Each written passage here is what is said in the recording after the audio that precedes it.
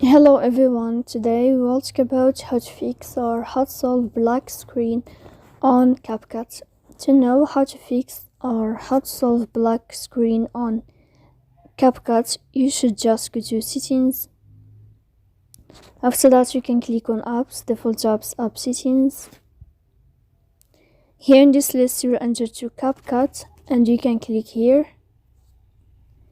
Then this page of app info you will enter to first stop and you can click OK.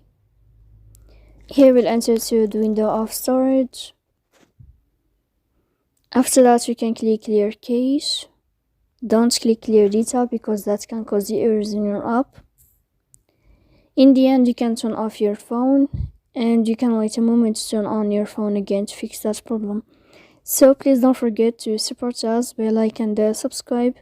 See you next time in another video and thank you for